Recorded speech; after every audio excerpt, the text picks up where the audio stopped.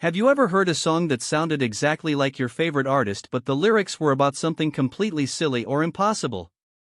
Maybe it was a famous country singer suddenly performing a heavy metal track or a classic pop star singing about their favorite type of cheese. This experience can be very strange and funny, but it also points to a massive shift in how we create and think about art. We are living in a time where the tools for making music are changing faster than we can understand them. Many people feel worried when they hear the words artificial intelligence mixed with music. They think about computers replacing humans or robots stealing the soul of a song. However, there is a very different way to look at this new world. Instead of seeing these tools as a way to replace people, we can see them as a way to explore new ideas that were never possible before. It is like having a laboratory where you can mix sounds and voices to see what happens when you intentionally try to ruin a masterpiece. By playing with these tools, we can actually learn more about what makes music special in the first place.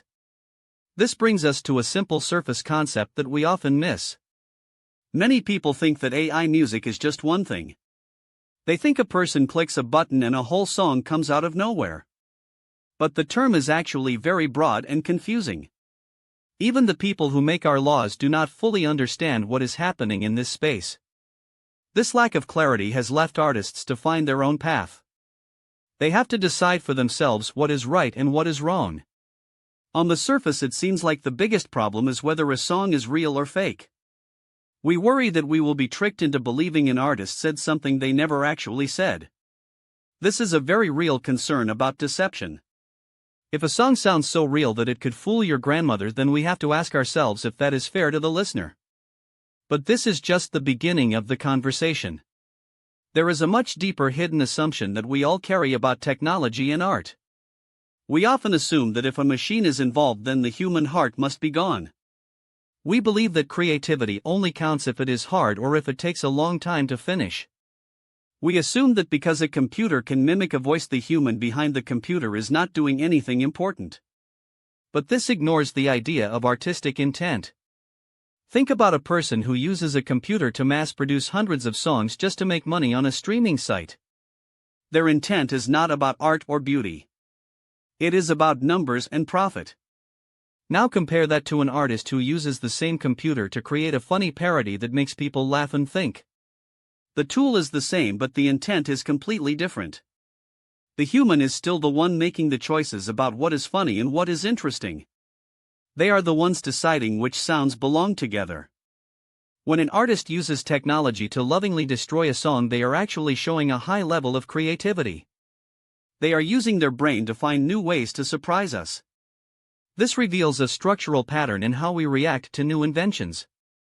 Whenever a new tool appears, we tend to focus on the downsides first. When the camera was invented, people thought it would kill painting. When the electric guitar appeared, people thought it would ruin music. We are seeing that same pattern now with artificial intelligence. We see a structure of fear versus a structure of exploration. The victims of these parody songs often end up sharing them on social media because they recognize the creativity involved.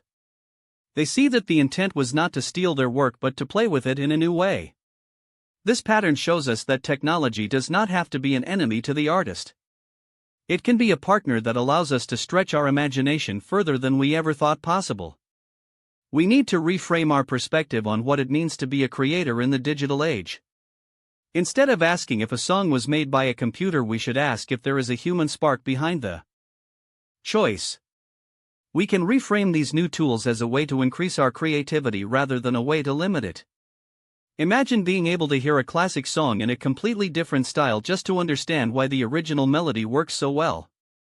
This is not about destroying music but about exploring it with more curiosity.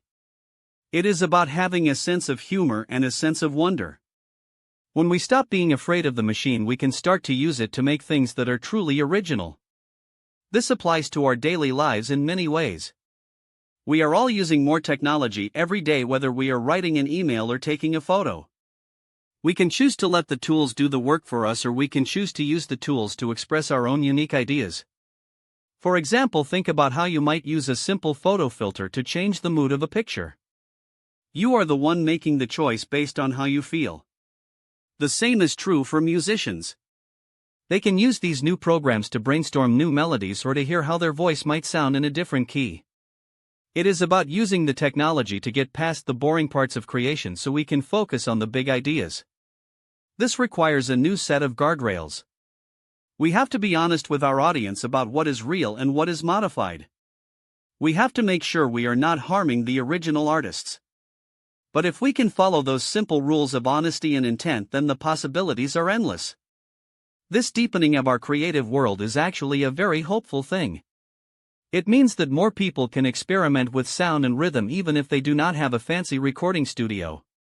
It means we can keep our favorite songs alive by looking at them from new and funny angles. We are entering a period where the boundaries between different types of art are melting away. A musician can now be a designer and a parody artist and a programmer all at the same time.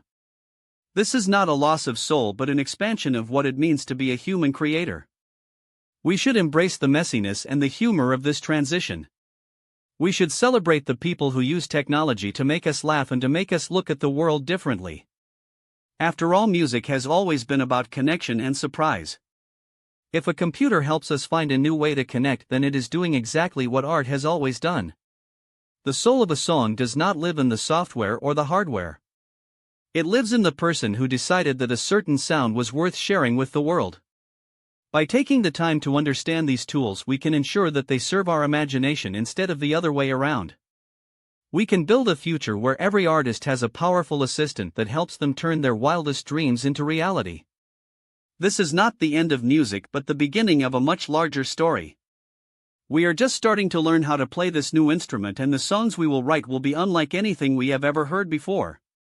As we continue to navigate this exciting and sometimes confusing landscape of technology and art, how do you personally distinguish between a piece of work that is made by a machine and a piece of work that is made by a human using a machine?